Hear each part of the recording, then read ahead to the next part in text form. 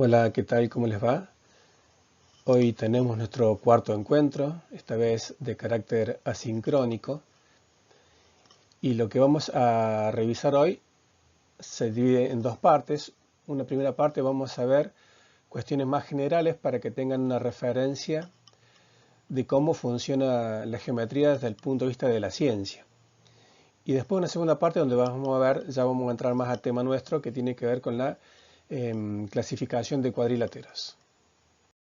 La geometría que se estudia en la escuela es la geometría euclidiana, que tiene ya más de 2300 años, desde que Euclides la organizó como ciencia, pensando en una construcción que se apoya en axiomas, que son proposiciones, afirmaciones, que se los va a aceptar como válidas, que son el punto de partida. Y estos axiomas refieren a objetos que llamamos elementos primitivos que no están definidos, que son el punto, la recta y el plano, que en realidad inicialmente Euclides los intenta definir para poder referirse a ellos, pero esas definiciones no eran consistentes. Ya por el año 1900, David Hilbert, que vuelve a establecer las bases del estudio de la matemática, toma este sistema axiomático y ya no lo define. Lo llama simplemente elementos primitivos. Es decir, que cuando uno empieza a estudiar la geometría, habla de estos objetos, del punto, de la recta y el plano, pero inicialmente no sabemos qué son. Es medio raro eso, pero funciona así. Y comienza a definir algunos objetos. Por ejemplo, se refiere a la existencia de una geometría bidimensional que está formado por un conjunto que llamaremos plano, cuyos elementos se llaman puntos, junto con una familia de subconjuntos que llamaremos rectas, y así le da existencia sin decir que son a los elementos primitivos. Aparecen así ya afirmaciones, eh, lemas, que sí van a requerir ser demostrados. También aparecen las conjeturas, que en el caso de la geometría no lo hay, en los sistemas axiomáticos sí, pero en geometría no, porque las conjeturas son aquellas proposiciones o afirmaciones que todavía no han sido demostradas. En geometría ya no existen más, digamos, ya había algunos problemas hasta hace algunos cientos de años, hace 200 o 300 años, pero ya fueron resueltas, por lo tanto ya no existen problemas propios de la geometría, digamos. Es como que ya se cerró el sistema axiomático. Tenemos también las proposiciones que son ya un poquito más eh, elaboradas, que son lo que diríamos las propiedades de los objetos que empezamos a definir. Están los teoremas, que son proposiciones pero como de mayor jerarquía, que la geometría le confiere como mayor estatus, digamos, ¿no? Aparecen más definiciones, aparecen lo que llamamos corolarios, que se desprenden de los teoremas, digamos, ¿no? Aparecen las aplicaciones, que serían lo que en álgebra llamamos las funciones. Vinculan, en este caso en la geometría, puntos, y todo esto que está, excepto los axiomas, siempre se demuestran. Esa es la diferencia con los axiomas, ¿no? Euclides hace todo este desarrollo y trabajando con lo que llama la regla y el compás como instrumentos fundamentales para poder demostrar lo que va proponiendo. Para que tengan una mejor idea de cómo funciona esto, les voy a presentar los axiomas, que son 5. El primer axioma es llamado de incidencia. Determinan la manera en que una recta o un plano inciden en un punto. Por ejemplo, por cada par de puntos distintos pasa una única recta. o toda recta pasa al menos por dos puntos. Los axiomas de orden determinan la noción de precedencia de los puntos en una recta. Esto es, dado dos puntos en una relación de orden, es posible decir quién está antes y quién está después en la recta según esa relación de orden. Además, que la recta no tiene ni primer elemento ni último elemento. Y esto nos da la pauta, no sabíamos muy bien qué era la recta, pero ahora sabemos que siempre va a haber un punto que va a estar más lejos, por lo tanto, esto nos da la idea de que la recta contiene infinitos puntos. Los axiomas de congruencia, que determinan la forma en que se relacionan subconjuntos del plano, o también puede ser del espacio, los cuales se van a diferenciar a lo sumo en la posición que están ocupando. Estos axiomas le dan existencia a los segmentos y a los ángulos. Los axiomas de continuidad, que garantizan la existencia de ciertos puntos de intersección en el plano, o también en el espacio, que también permiten definir la longitud de los segmentos. Por ejemplo, dado dos segmentos, uno contenido en otro, el menor está contenido una cantidad finita de veces dentro del más grande, digamos.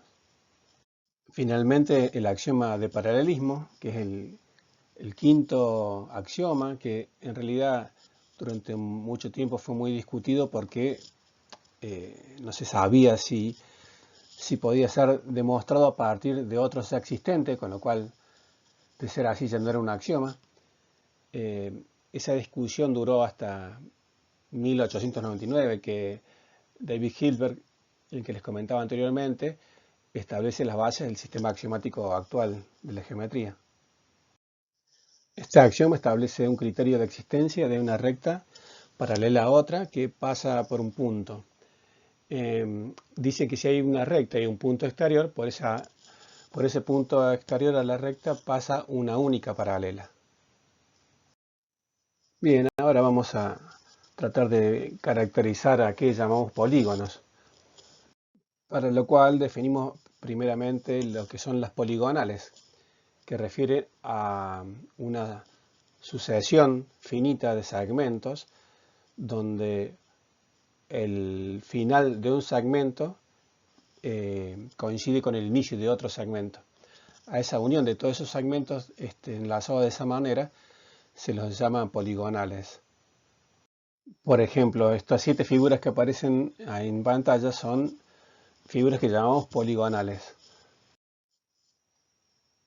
Dentro de las poligonales llamamos polígonos a aquellas figuras que son lo que denominamos figuras cerradas, es decir, donde el último punto del último segmento coincide con el primer punto del primer segmento.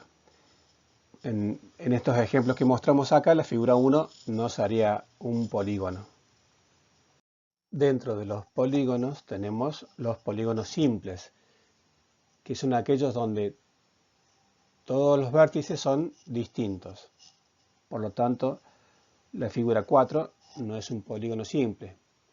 También otra condición que cumplen es que los lados se intersecan, es decir, se cortan solamente en los vértices, con lo cual la figura 3 no sería un polígono simple.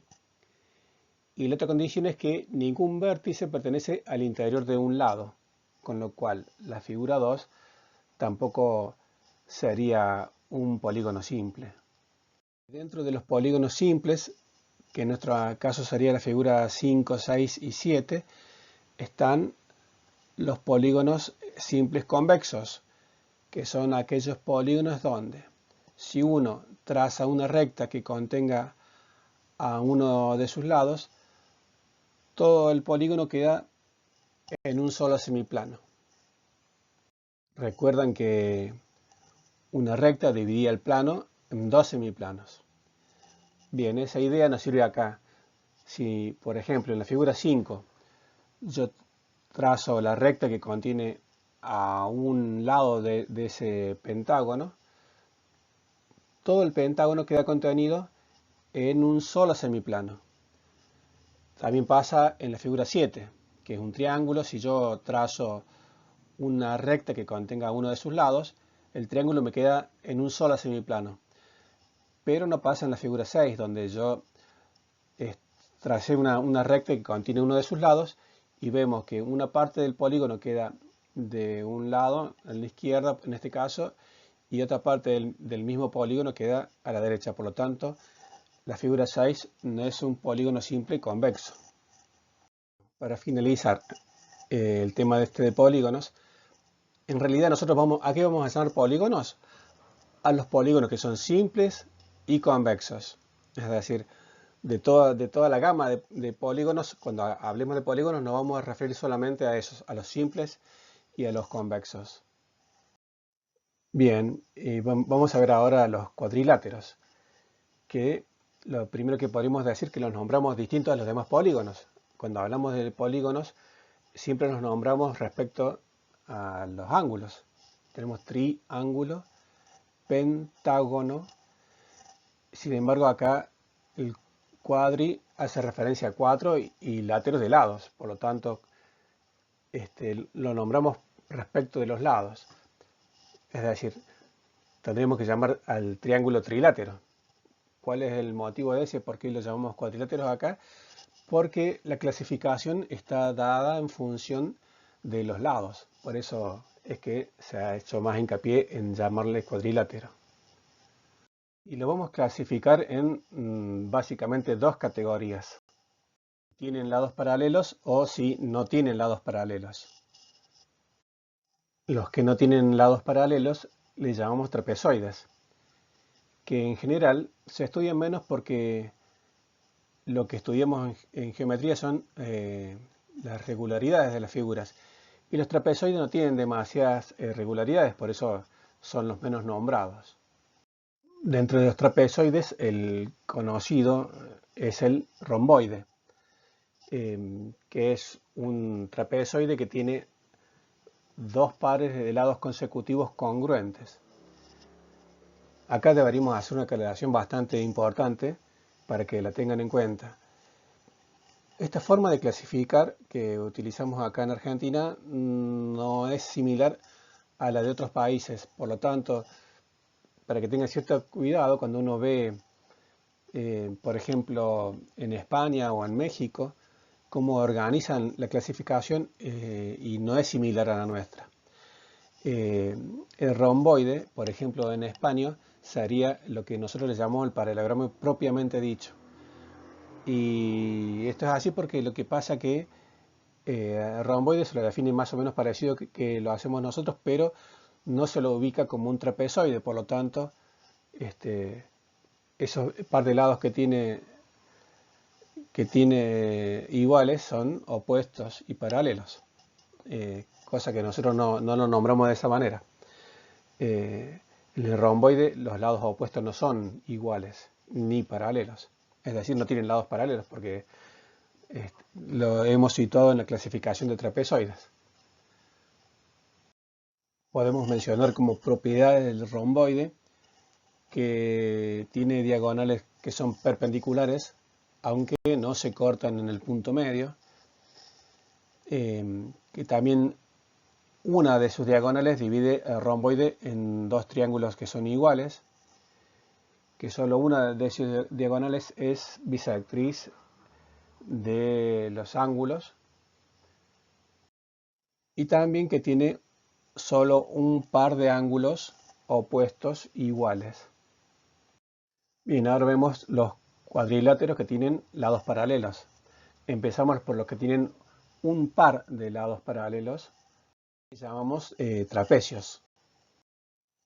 Dentro de estos trapecios está el que llamamos propiamente dicho, que es aquel que no tiene ninguna otra característica en particular. Está también el trapecio rectangular, que tiene dos ángulos rectos. Y el trapecio isósceles, que es el trapecio que tiene como mayor cantidad de regularidades, es decir, de propiedades que vamos a poder estudiar. Por ejemplo, que tiene diagonales que son iguales y dos pares de ángulos iguales, que son los ángulos que corresponden a la misma base. También tienen ángulos suplementarios que son los ángulos opuestos. Ahora, dentro de los que tienen lados paralelos están los que tienen dos pares de lados paralelos, que son los que llamamos paralelogramos, que tienen dos pares de lados opuestos paralelos, que en realidad, nosotros decimos que también son trapecios en el sentido de que, ¿qué se necesita para ser trapecio? Tener un par de lados paralelos. Bueno, los paralelos tienen un par de lados paralelos, tienen más que eso, por lo tanto también son trapecios. O sea, dentro de una clasificación estarían dentro de los trapecios. La propiedad que refiere a los lados dice que tiene lados opuestos iguales. Una propiedad referida a los ángulos dice que tiene ángulos opuestos iguales y que los ángulos consecutivos son suplementarios. La propiedad que está referida a las diagonales dice que tiene diagonales que se cortan en su punto medio. Definimos a los rectángulos como cuadriláteros que tienen cuatro ángulos rectos. Justamente por tener cuatro ángulos rectos, sus lados opuestos van a ser paralelos, por lo tanto el rectángulo también es un paralelogramo. Por ser paralelogramos, recibe todas las propiedades que tenían los paralelogramos, que las diagonales se cortan en el punto medio, solo que aquí agregaríamos que las diagonales además son iguales, que tiene lados opuestos iguales y que, bueno, también podremos decir que tiene ángulos opuestos iguales, de hecho son todos iguales. Tenemos a los rombos, que se definen como cuadriláteros que tienen cuatro lados iguales. Y por tener cuatro lados iguales, es posible demostrar que también son paralelogramos. Es decir, que se le transfieren todas las propiedades que hayamos visto de los paralelogramos, sumado a que sus diagonales, además de cortarse en el punto medio, son perpendiculares. Pero bueno, va a tener ángulos opuestos iguales, ángulos consecutivos suplementarios, lados opuestos iguales, de hecho son todos iguales. Finalmente, en esta clasificación están los cuadrados, que son cuadriláteros que tienen cuatro ángulos rectos, por lo tanto son rectángulos, y tienen también cuatro lados iguales, por lo tanto también son rombos, y por lo tanto también son paralelogramos. Y reciben todas las propiedades que tienen los paralelogramos, además de las que tienen los rectángulos y además de las que tienen los rombos, es decir, tienen un montón de propiedades. Y bueno, esta sería la clasificación de los cuadriláteros. El orden en que lo hemos presentado acá no es exactamente el orden en el que se enseñan. Más bien diría todo lo contrario, pero es la manera en que se los organiza para presentarlo como clasificación. Bueno, para finalizar, les voy a dejar una pequeña actividad de tarea que tiene que ver con cómo podríamos demostrar que en los paralelogramos las diagonales se cortan en el punto medio. A esa propiedad la utilizamos, pero bueno, la utilizamos como una obviedad, no la hemos justificado. Quería que piensen cómo lo podríamos hacer, de qué manera podríamos asegurarnos de que eso pasa y por qué pasa. Y en realidad tendríamos que tratar de hacerlo con lo que hemos visto hasta ahora, con lo que hemos analizado en la clase anterior que vimos una secuencia de paralelogramos, Y si llega a faltar algo, decir, no, necesitaría conocer esto, bueno, que lo puedan mencionar, así lo revisamos en nuestro próximo encuentro. Bien, entonces eso es todo y nos vemos el próximo jueves. Que tengan una buena semana.